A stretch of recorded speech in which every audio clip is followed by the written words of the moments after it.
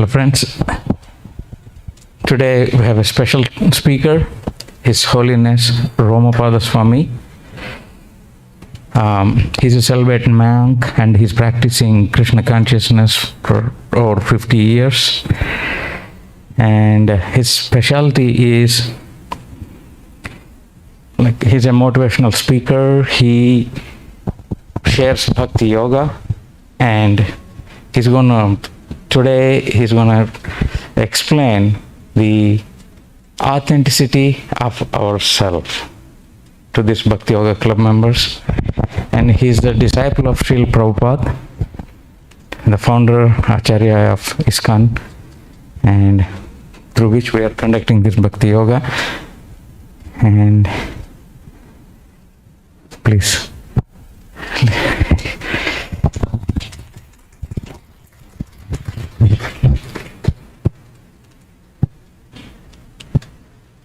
Anybody here doesn't know anything about Bhagavad Gita? Okay. You've heard it. I heard of it. Okay. I'm not going to give a Bhagavad Gita class. I just wanted to get a picture. If you don't have one, you should probably have one. Yeah? But later, not now, not now. This is... It's a book of ancient wisdom from the texts that were written in Sanskrit. Every year we say the same, 5,000 years ago. I've been a devotee for 50 years. It's still 5,000 years ago. And it describes the science of yoga. When people hear the word yoga, it comes to mind as hatha yoga, asanas and all of that. Yoga is a whole series of steps or rungs on a ladder like that. You've all heard of karma. So karma yoga is a type of yoga, etc. So it's the science of the yoga system for elevation of consciousness. And at the other end of that ladder is to know who you are. And you can unpack what knowing who you are means, but in a spiritual conception, it's more than just, I'm a college student at George Mason University this year, and I'm majoring in such, and I have a GPA of such and such. And so it's more than that.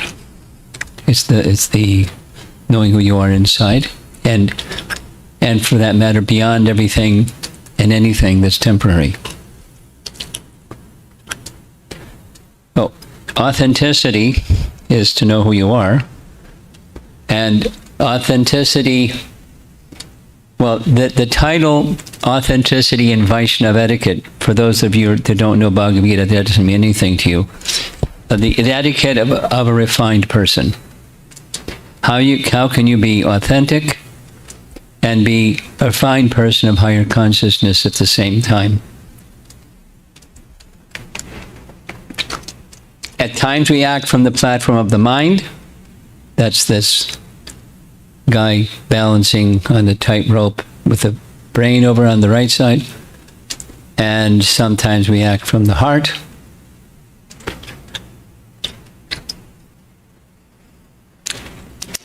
And sometimes we're trying to balance the two. If it's simply from the head, it's a bit on the mechanical side, the quality of life. Maybe I'm looking over here because those are the students group. Brené Brown, you've heard her name? No? She's a good speaker. And she's a good storyteller, and she's a researcher. And I first came in contact with her through some TED Talks, 2 of them.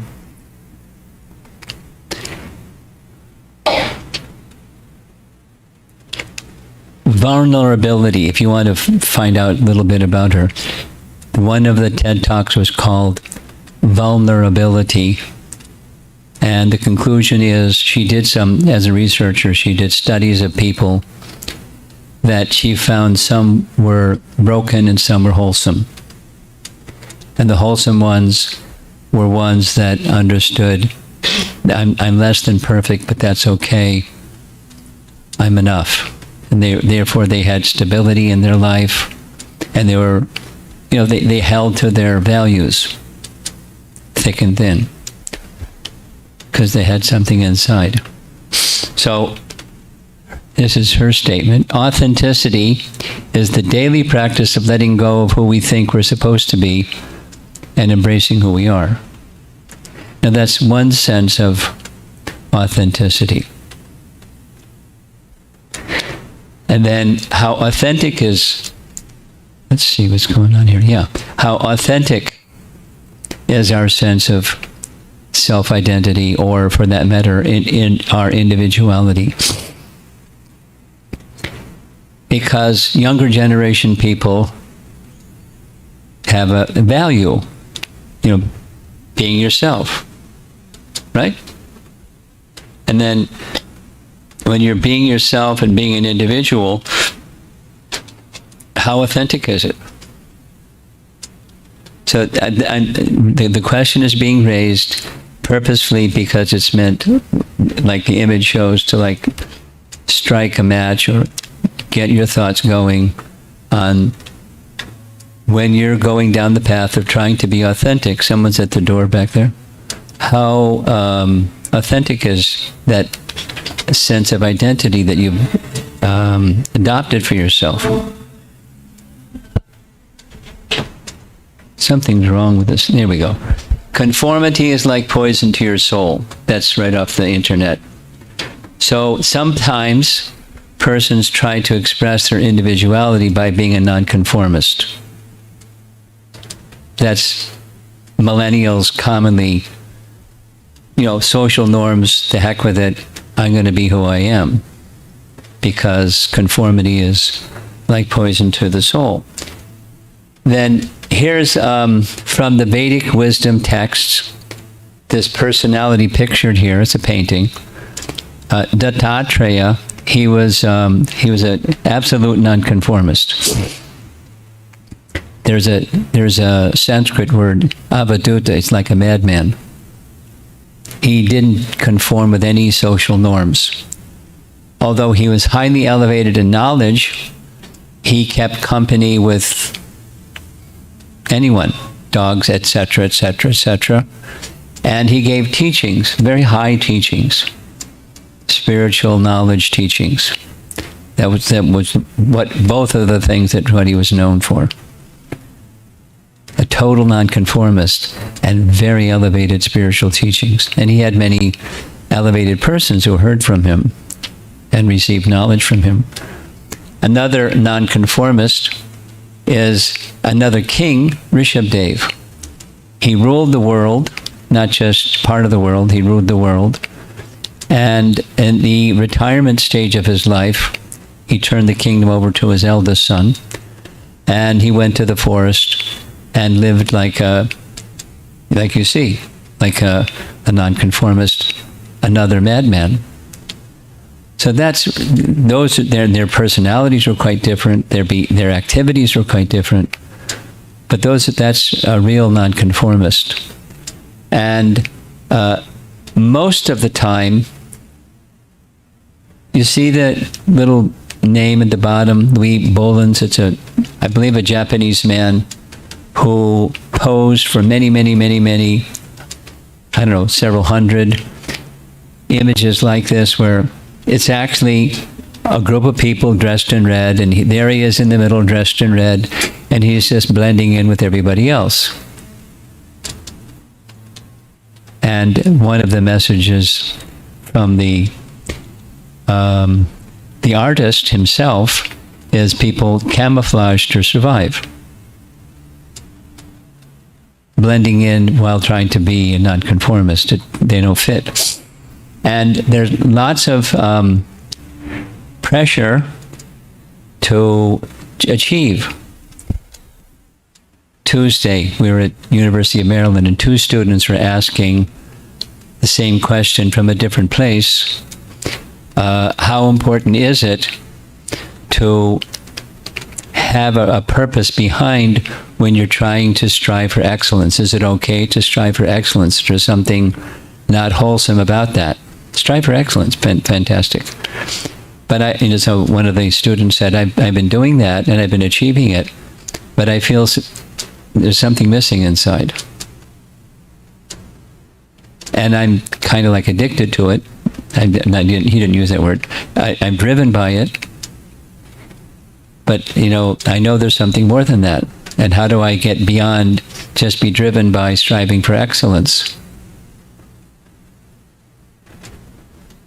These are just questions. It's not like the answer's going to come out of a box or something. But it's helping us, myself and yourselves. How are we going to be authentic in our individuality? How much do you think you're living your life and not someone else's game plan? Many, many people live by the expectations of others, and it's quite normal. Sociologists, there's a host of them. John Locke and Hobbes and Hume and the European authors, Marx, wrote long essays on the socialization process of mankind, basically saying we're a product of our social relations.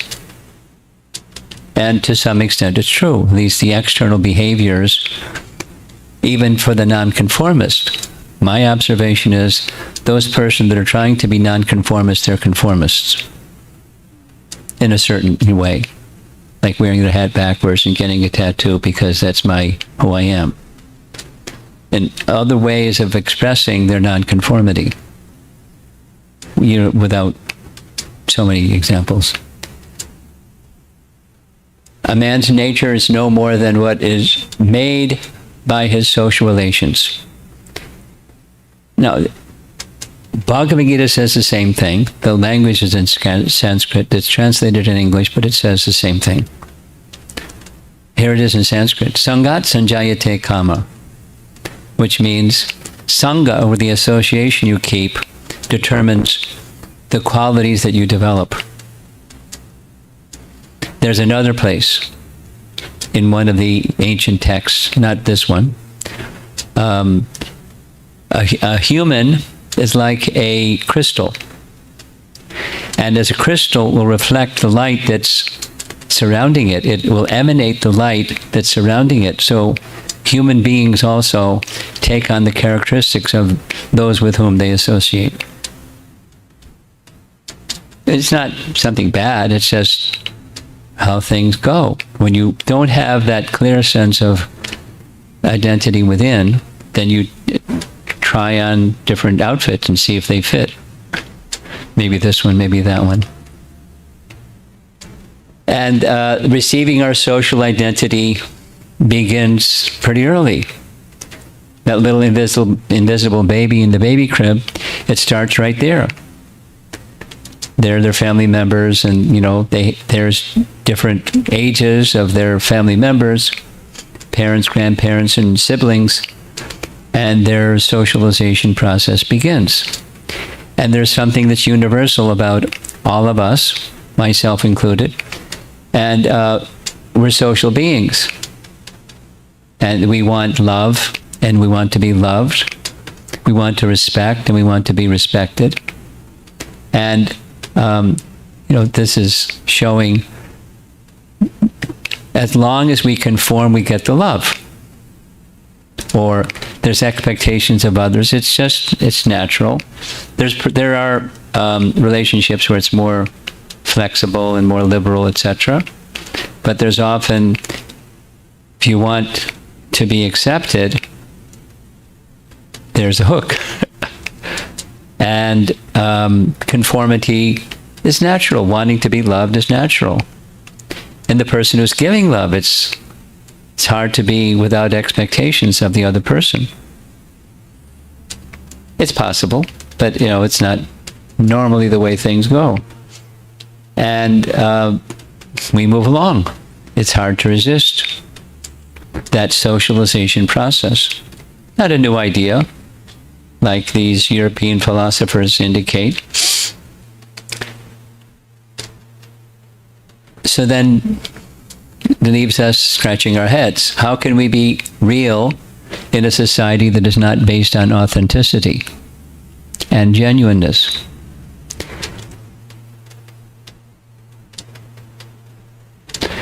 If you associate with someone who on a deeper level knows who they are, or persons who on a deeper level know who they are, then that's authenticity and genuineness. But when you don't have that, how can you be real? Or how can you be sure of your individuality, your authenticity of your individuality? And when you look at options, there's not too many. There's some signposts, but what's on those signposts? Where do you go? The teaching of Bhagavad Gita and the teaching of this tradition of yoga is it starts with a desire. It starts from within.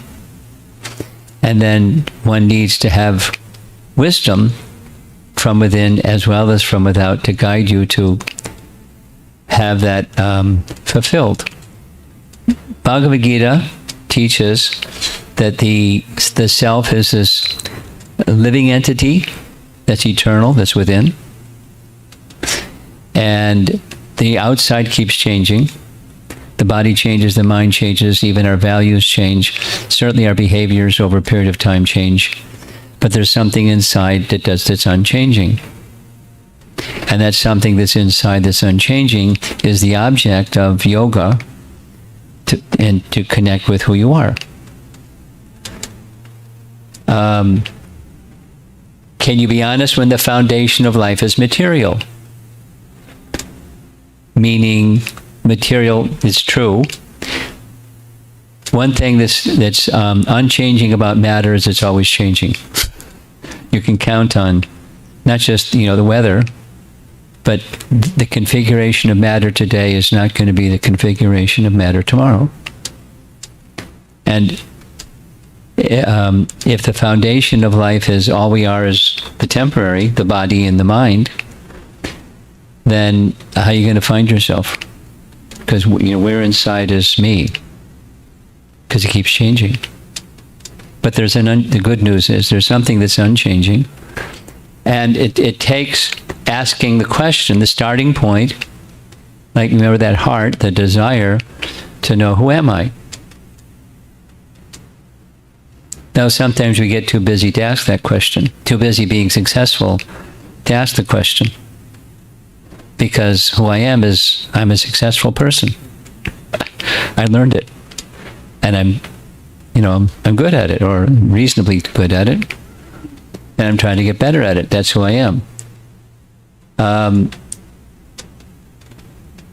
So these are just questions.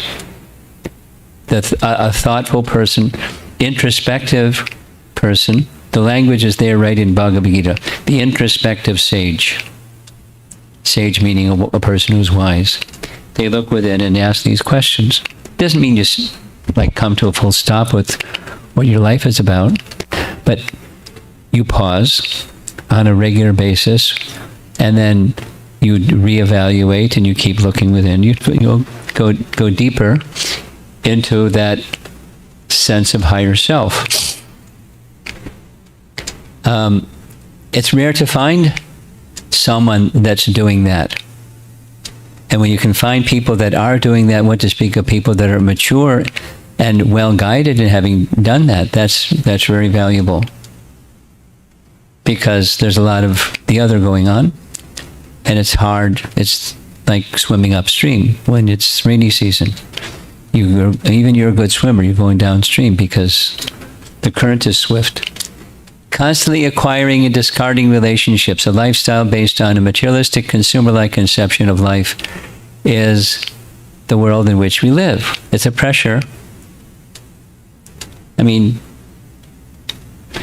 There's exceptions, but the very, like what you are enrolled in as university students, there's a certain amount of this that goes on, in the classroom and outside the classroom and in your life. I think the battery is running out. Okay, so here's a nice image I like. This is us. And on this side is birth, and on that side is death, and in between is life. Like what's supposed to go in there? Have you ever asked that question? I remember as a college student, going along, being successful, doing all the things I was supposed to do, this and that and the other thing and the other thing, and reasonably okay. But a little light went on that says, you know what? I don't even know who I am. And I want to know who I am. I want to know what higher reality is. I want to connect with that higher reality. I don't know exactly what it is. I don't know exactly how to connect, but I don't want to just go on as if it doesn't matter, because I want to know. So when you start asking those questions, here's some of those questions. Who am I? What is the standard of true happiness? What is my personal purpose in life, not the one that's scripted for me? Your mission. The word that's used these days, your legacy. It's common. So what's that gift that I'm meant to give to the world? I received, let me give to the world something, and then you create a legacy. Or you fulfill your purpose. We discussed this yesterday, or Tuesday evening. Viktor Frankl, I'm looking over here because you're the students. Well, so there's some students here too. Viktor Frankl, any bells ringing? Okay. Did you read his book? Yeah. Viktor Frankl wrote a book. He may have written more than one, but the famous one is from 1946, right after World War II. Being a Jewish man who was a psychiatrist in a Nazi concentration camp, he lived through it. And while he was there, in his mind, he was composing his book. He was composing the rest of his life. And one of the things that he writes in his book, it's this little skinny book, and very weighty.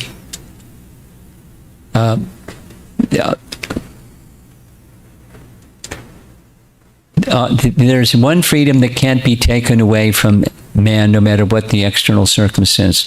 External circumstances may be so confining, you have no choices, like being in a concentration camp. He couldn't escape. When the war was over, he was released.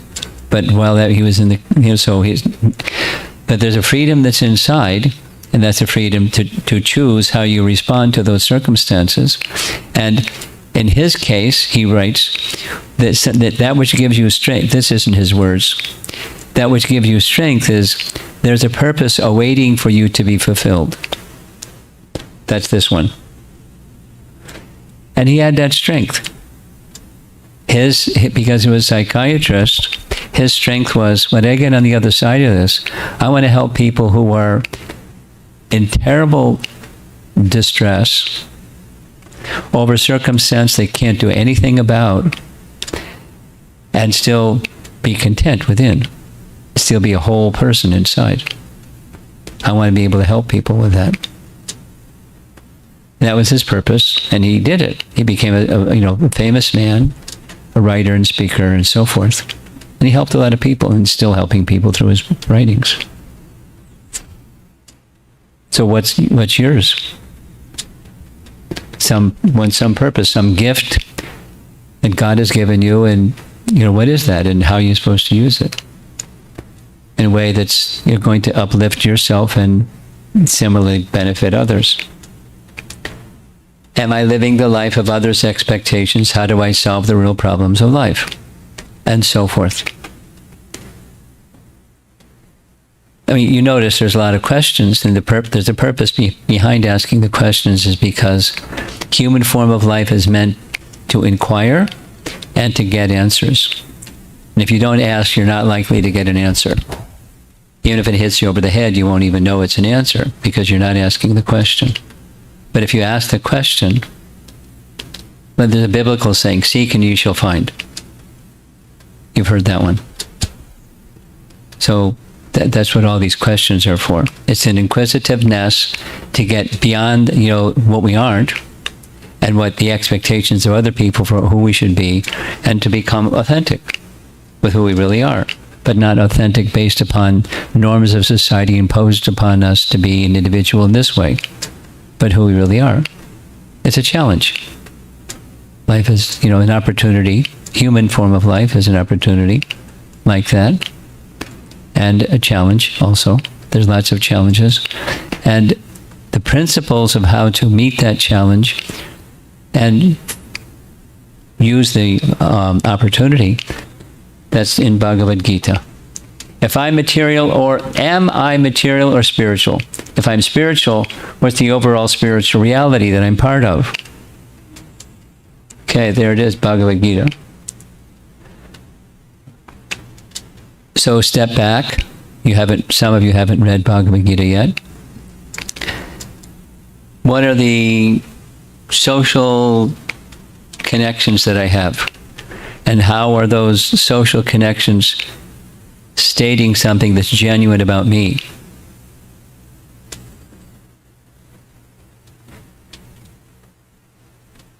If there's a false sense of connection in our social network, then there's no authenticity of who we are.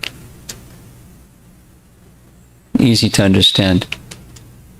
There's a limited conception of who we are and what's around us, and that's not going to satisfy us. Notice big letters at the bottom is transcendence. Transcendence means something that's beyond what your senses are normally able to perceive, and how the mind processes what your senses perceive of what's happiness and who you are and what's what. We have to deal with what's what. We have to function, in practical ways. And at the same time, if those questions are asked, they're uncomfortable questions, especially when you know that you don't know. It's uncomfortable to know that you don't know. And then to keep asking, that's also uncomfortable, but keep asking. And you consult wisdom literature, and there's potency there. There's answers, but you won't connect with the answers unless you're asking the question. And when you connect with the potency, then it elevates your consciousness to get a deeper, better understanding of this nice word at the bottom, transcendence. Besides, you're this many years old and a student at George Mason University majoring in this, and your mom and dad are this and that, and your grades are, your GPA is whatever it is, and your career track is whatever it is, and that's who I am. That's not transcendental description of who you are. It's not phony, but it's not the deeper sense that this whole presentation is attempting to drive at. So these are big questions. Get on the other side of the big questions. Real individuality is not possible in a material conception of life. Okay. This is Krishna speaking Bhagavad Gita to Arjuna on the right. You see over his shoulder there's a strap, and behind his back there's a bunch of arrows. He's a warrior, and in the middle of a battle you see the warriors in the background standing there with their swords and stuff.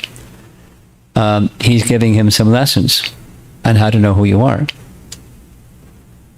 And the starting point in Bhagavad Gita is we're beyond the bodily sense of self. The bodily sense of self is just identifying with the temporary. And there is a temporary. There's a little bowl. So, but we're something that's more than just a little bowl. The vessel that carries life, or the life within. Reality begins with understanding, am I this body or something other than this body? Am I material or am I spiritual? Now, the illustration is meant to show gradations of activity and, paths that people take.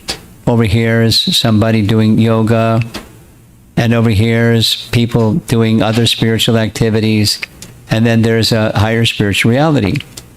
And there's some people that are just doing stuff down here. Getting old and etc. Working, building, etc. So when are we all this stuff down here, or is there a higher reality that we're meant to connect with and we're part of? That's this connectivity question. And if we are a spiritual entity, part of something that's much bigger, how do you act? How do you make that connection? And how do you make that connection? And how do you act? Albert Einstein quote, nice quote.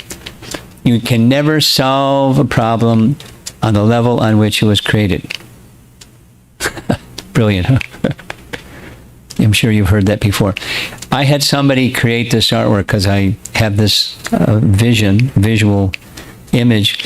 Imagine there's a eggshell, and there's a little crack in the eggshell. Looks like the eggshell's moving. Wow. And there's some light coming from inside the eggshell. Like, what's that? This inquisitiveness is like light. It's not fully illuminated yet, but as that light continues to grow and glow, the light becomes more complete, and eventually there's a separation between that which is the source of the light and the covering. And that source of the light, that's us. That spark over there, that's us. The spark of life is the conscious self within. The conscious self is what animates the body. And then we're endowed with different assets. Intelligence, wealth, strength, etc., etc. But the animating force is that spark of life within. And going towards that spark of life within, or knowing who we are and functioning in your life's mission, your life's purpose, with that consciousness right in the front of your consciousness, your thought process. That's what Bhagavad Gita is teaching. That's what the yoga system is teaching. Living in practical ways. It's a road sign called wisdom. And along with that wisdom, there's supposed to be some other letters that show up, but the battery seems to be dead. Begins with understanding the spirit self, animating the body and the mind. I'm going to share something that's kind of not on the slides here. Starting in 2010, I began visiting, as a Hare Krishna guy, visiting China. I didn't go dressed like this because I wouldn't be in the country. I went dressed like everybody else with a hat and the whole thing. And I found people wonderful. And I found that the values are also wonderful, and the values of traditional Chinese culture is very similar to the values of Bhagavad Gita. I could give some examples. Very similar values. And so it was a really good fit. But there's something foundational and fundamental that's not there in Chinese culture, and that's the soul. They don't have a clear conception of soul. They have a clear conception of reincarnation. Very clear. Everyone knows, everyone accepts. But what is it that's incarnating? And when they hear this concept, they go, wow. Can you tell me more about that? It's that knowing who you are. It's just a beginning to know that you're the soul that's transmigrating from one life to the next. It's kind of intuitive, but to know more about it and eventually realize it and live in that consciousness all the time. And then there's steps on the yoga ladder that go beyond that. Like, here's one of them. not only the soul is within the body, but there's simultaneously a second supreme soul within the body. Like the biblical saying, the kingdom of God is within you. You've heard that. So it's there. And we're not living in that consciousness space always. We're busy with being successful.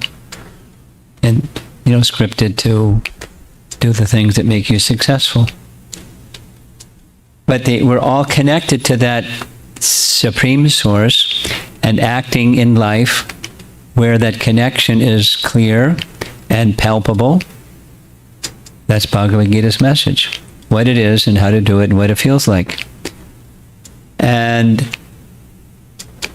the system of yoga that's considered, it's expressed in the Bhagavad Gita. The top rung of that yoga ladder is the Bhakti Yoga system and how we act in a relationship with the ultimate connection. We're almost done. The one who follows the crowd, again, Albert Einstein, one who follows the crowd will usually get no further than the crowd. The one who walks alone is likely to find himself in places no one has ever been.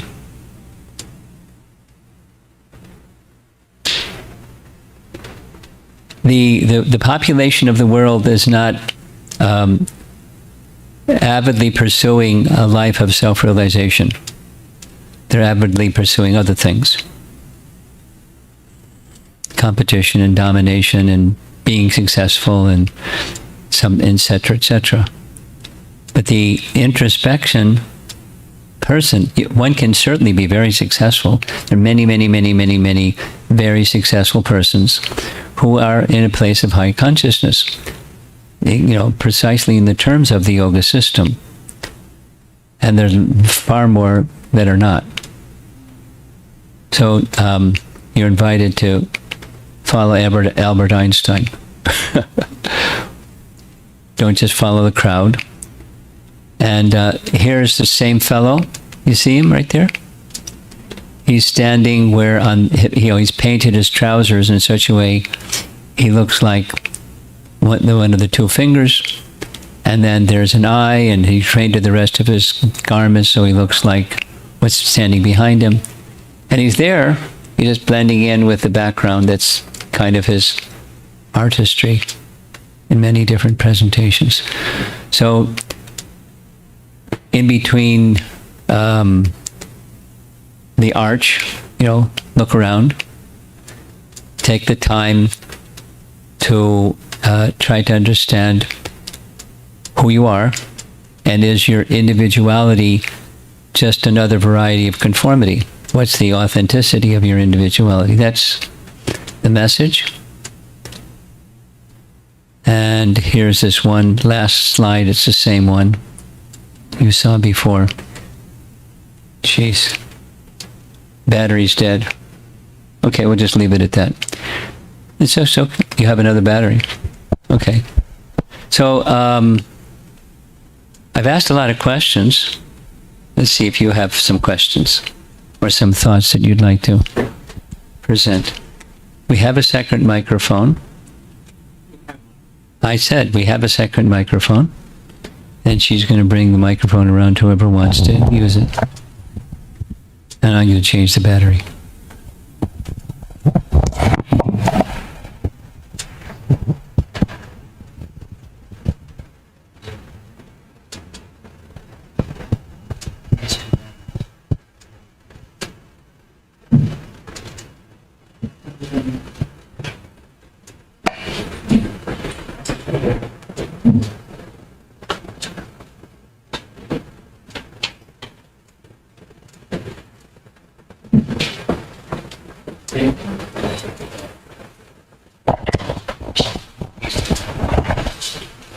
Go ahead.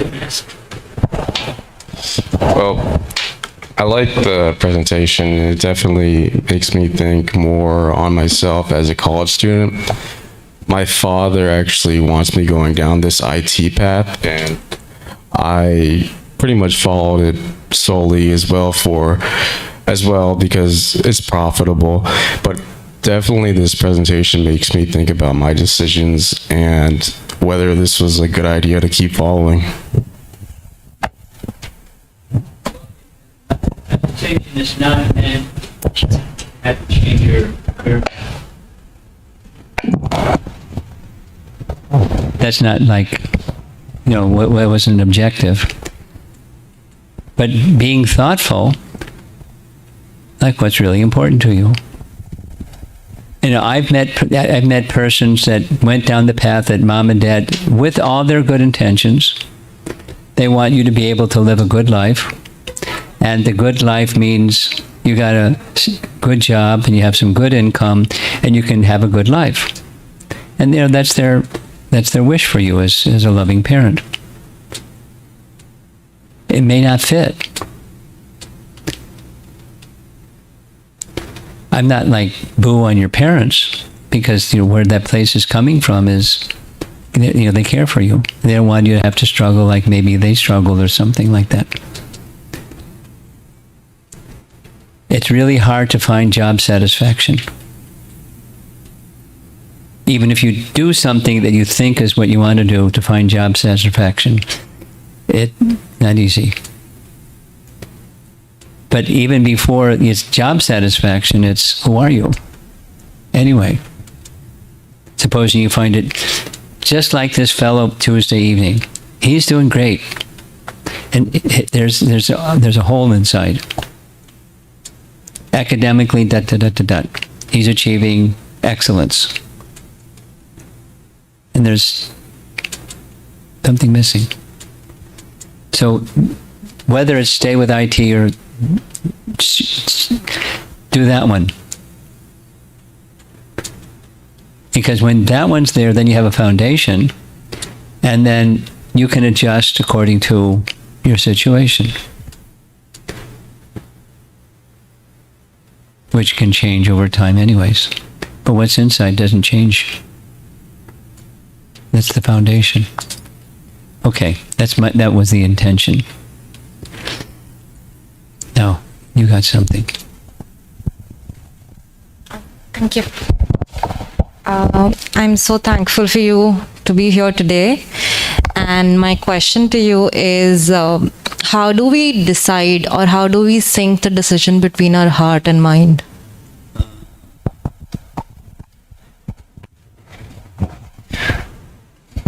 Flip a coin? That was a joke. I wish that solves. That was a joke. That wasn't. Both. The head part is the faculty of discrimination. That one of the things that intelligence, the definition of intelligence is that which distinguishes one thing from another thing. So you can't turn that off. You have to be discriminating or discerning. And at the same time, you have to be able, while you're doing that, to check in at the heart level. And, is aside from this and that, what's me? What's important to me? What energizes me? What enthuses me? What inspires me? And then go deeper and go deeper and go deeper. And when you go deeper, the head side gets sharper and clearer and more focused. Because the discerning faculty is also filtered, clouded, and we see, we discern according to our conditioning, isn't it? Yeah. Yeah. You will not decide. Your mind will think that that is the right decision, but your heart will think that is the right decision. So you just get confused. Yeah. Well, it's something that will help. In addition to what I said, there's sometimes this and sometimes that, and something of a tune into both channels. But elevation of consciousness and spiritual guidance.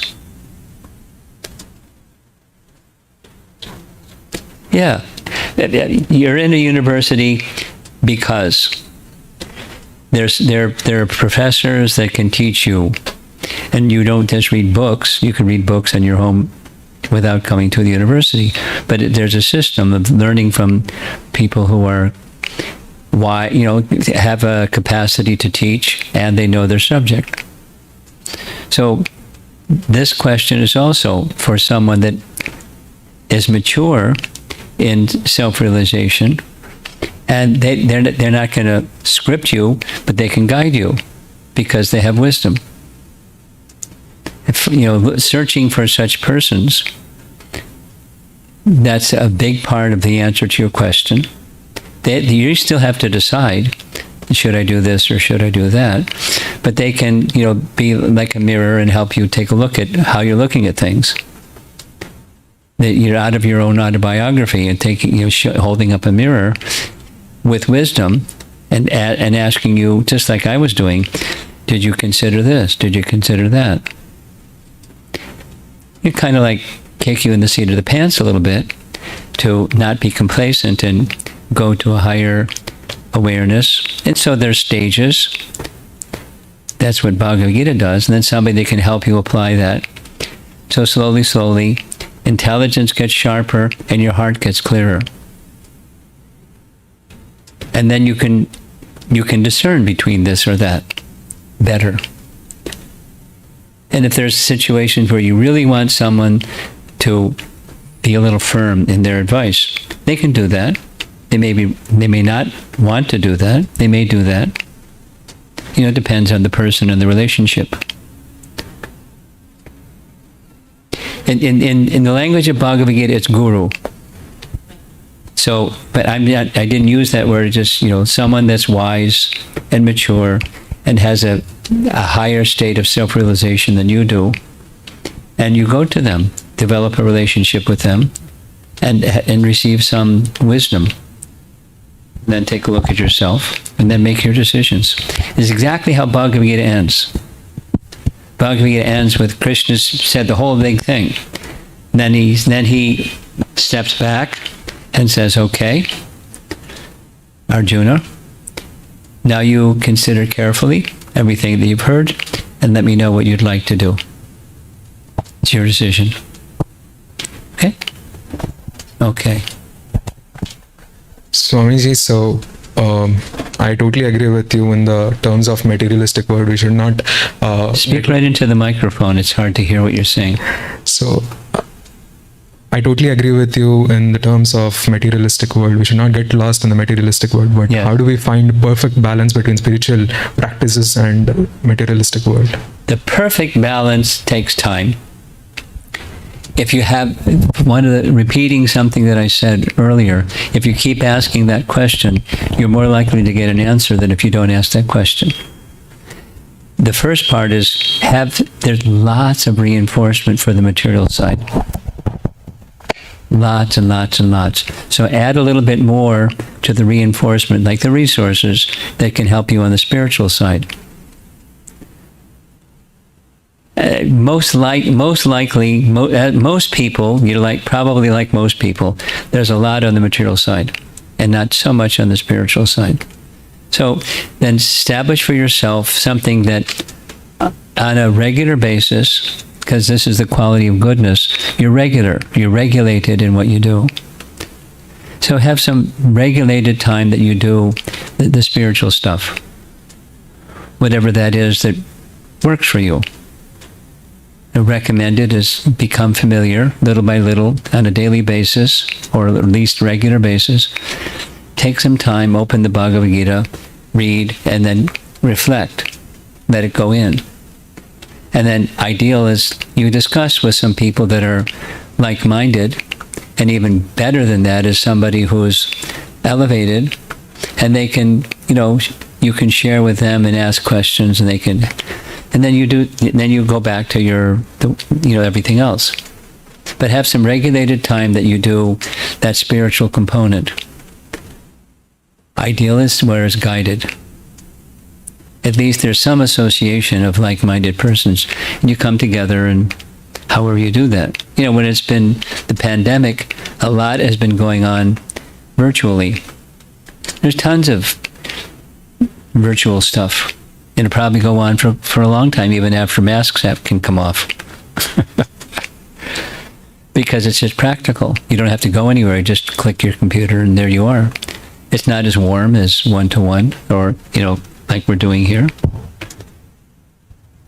But when that light goes on, then you do, because you're asking the question, the light's on, then something that's regular, mantra meditation, reading Bhagavad Gita, reflecting on what you've read, consider how to apply it. Consciousness elevating stuff. And then you just take that with you into the material side. You just do the material stuff with that elevated consciousness. You carry it with you. Especially if you do it on a regular basis. Again, there's tons of reinforcement left and right and up and down, behind you in the past and in front of you, and do the material stuff. Lots of it. So make some spiritual connections. How are we doing? Yeah. Oh. Thank you so much, Swamiji. I have a quick question. So in life, what I personally feel is we have a lot of layers, like the layers in an onion, where there are so many positions. I'm a student, I'm a son, I'm this, I'm that, and then we have different roles that we think that we are in our mind. Yes, sir. So how do we uncover these layers and find our true authentic self? Like we do exercise for a physical, like a fit body. What exercises do we do so that we can uncover our true self, authentic self? Your question is different but similar to his question. And what to do and then doing it. So what to do, ABC. The wisdom literature, this is the undergraduate study. To make it simple. There's graduate study and postgraduate study. This is ABC, undergraduate study. So become familiar with it. And then consider how to apply it in your own way with some guidance is ideal. Some mantra meditation. Mantra meditation means the purpose of it is to cleanse the heart. There's Sanskrit, Chaita Darpana Marjanam. It means the heart has, like a mirror, it has dust. And it cleanses the dust. So then you can start to see yourself in the mirror. Not the dust. So mantra meditation, study of Bhagavad Gita, and another really good one is your eating habits.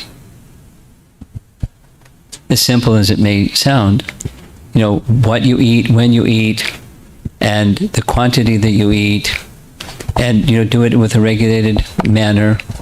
If for some people it means, like just yesterday, they had a Zoom call with 140 Chinese students.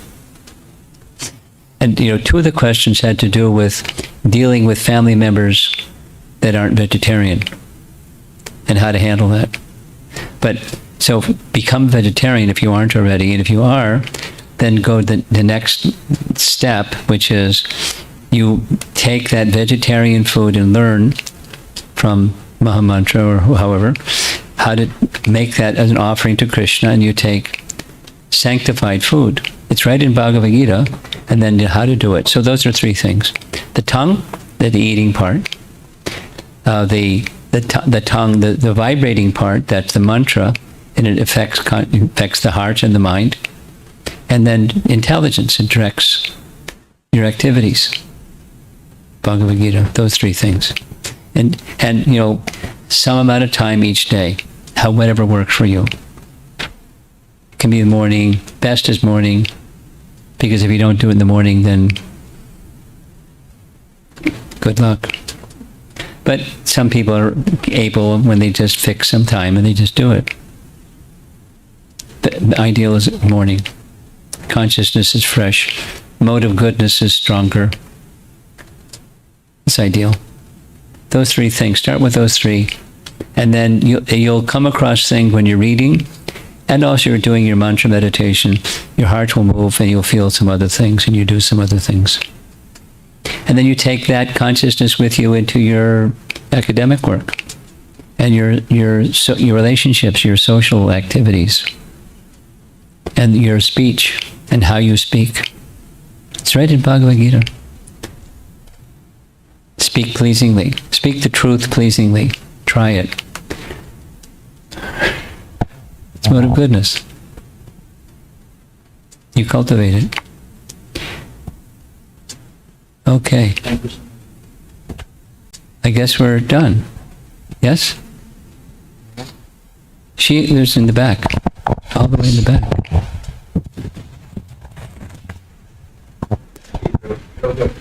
You're a yoga teacher. By profession? Yes. Wow.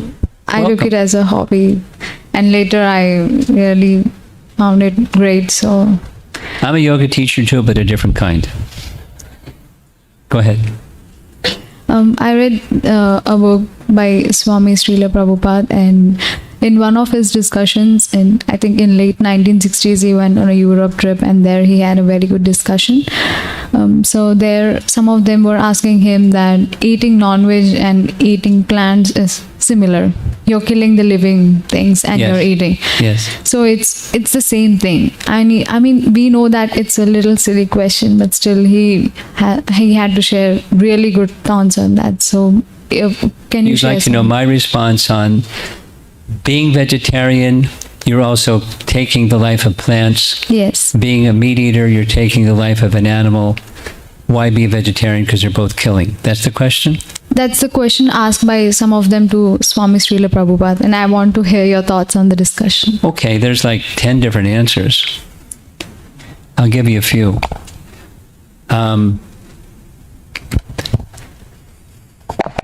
Do we make distinctions? The answer is yes. Do we make distinctions about the amount of pain that an animal will feel compared to the amount of pain a plant will feel? There's less suffering for the plant because consciousness is less evolved. So to survive, it's possible to survive that you take foods that you don't take their life. Like, for example, wheat.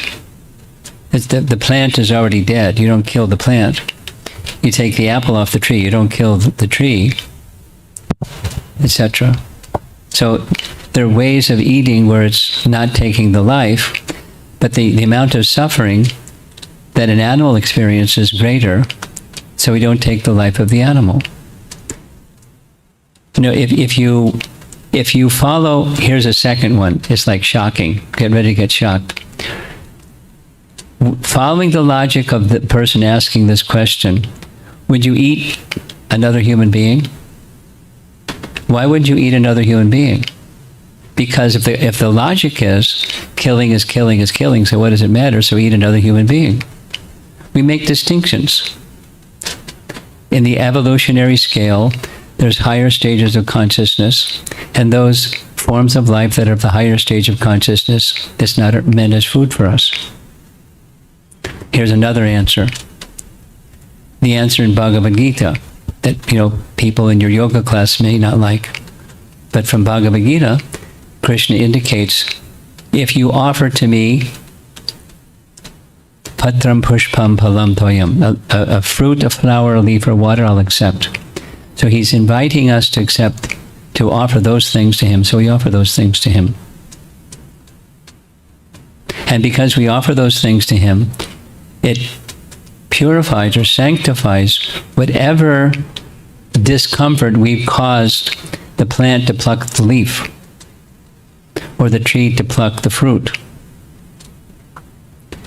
There's karma, and so this is the karma question. There's karma involved in breathing, in drinking water, in eating, whatever you eat.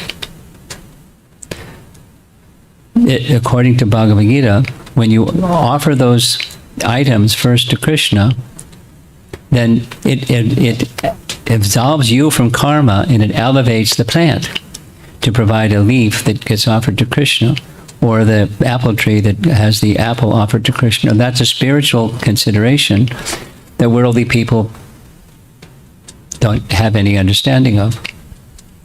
But, you know, it is a spiritual understanding.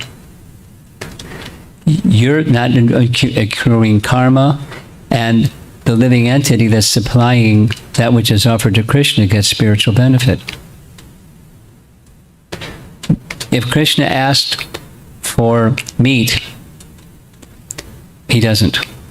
We would, so from the point of view of bhakti, we would do but he doesn't ask for.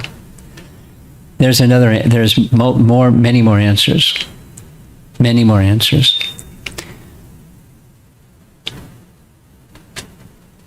Here's one. There are foods that promote goodness, and vegetarian foods promote goodness. Meat promotes passion, and spoiled foods like liquor and intoxication promotes ignorance. So we refrain from ignorance and passion foods, and we accept mode of goodness foods. And why is it mode of goodness? It promotes the quality of goodness. And goodness is there's less violence incurred by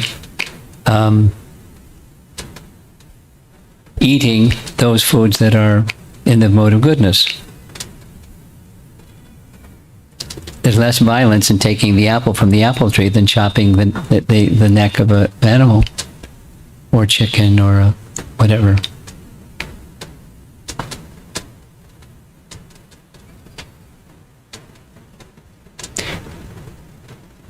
A few years ago, I was a young boy, and my father liked to go fishing.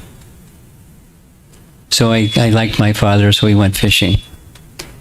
And then one time he wanted to show me, the phrase he used was to clean the fish. And he showed me what he did, and I couldn't do it. You know, he lifted the gill of the fish and took a sharp knife and broke his neck, broke his backbone, and blood went squirting all over the place. And the fish was flapping and flapping until he was dead. I couldn't do it. The pain of that fish is not okay with me. The pain of the chicken is not okay with me.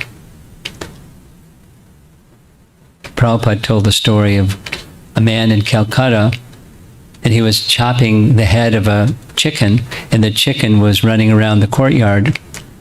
The chicken with his head cut off, and his son was crying, and his father was laughing.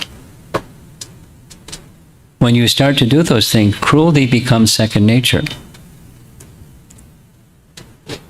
There's suffering involved, and yes, there's taking life when you eat, so you don't stop eating. You eat foods where there's less, and then you sanctify those foods by offering them to Krishna. No, yoga students may not read Bhagavad Gita, but you can refer to Bhagavad Gita so they can know the verse. And that's recommended for yogis to become karma-free.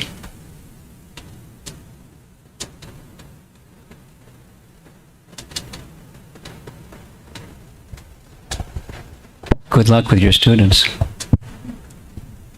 Some of them have this other question, like eating onion or garlic will also is not recommended. They do Yes. not eat, and as far as I know, they say that it induces some negativity. So, In some cases, there's benefit. That's what you're saying. Garlic has some medicinal benefit. Onions too. Medicinal benefit is one thing, and taste is another thing. For example, you seem to know a little bit about these things. You've heard of Triphala? Triphala is an Ayurvedic medicine that it helps constipation. It creates bowel movements. Tri means three, and phala means fruits, and one of the three fruits is haritaki. Haritaki is an intoxicant. Haritaki is an intoxicant, but it's put in triphala because it has a medicinal purpose. Poison from the fangs of a serpent is used sometimes in medicinal treatment. So something that's used in medicinal treatment is one thing. Taking something because of its taste is another thing. Generally speaking, onions and garlic promote ignorance. Besides, your breath smells. But that's part of the ignorance. But so for medicinal purposes, that's one consideration. For taste and enjoying the senses, that's another thing.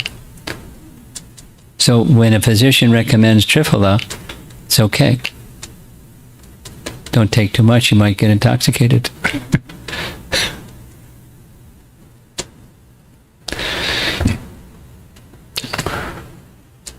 Okay. Look what you did, you got... How do you accept the things that you can't change? Like, what's the best method in your opinion? Well, you read the book, Viktor Frankl. He couldn't change. He couldn't change being, there's a detail you probably know from the book. He was moved from one prison to another prison, concentration camp to another concentration camp. But he couldn't get free from the concentration camp, whatever it's called. So your question is, how do you accept it? There are things in life you just can't change. You turn your attention to something that you can make a difference in. That's what he did. So what's there in your life that you have free will choice with, and no one's going to take that from you. You may not change X, Y, Z circumstance, but you can choose how you're going to respond to that circumstance, and choose something that inspires you, whatever that is. It may not inspire the next person, but if it inspires you, and especially if it is alignment with virtue and values and higher wisdom teachings, go there. That's how you accept things that you can't change. You have a higher mission in your life, and you go there, and it grows. Okay, we're done. We got some announcement or something? What's up? You have a question, comment? No. Okay. So.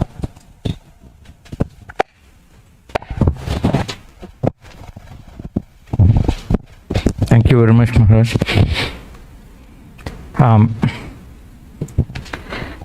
So, every Thursday, 7 to 8, we are conducting this yoga.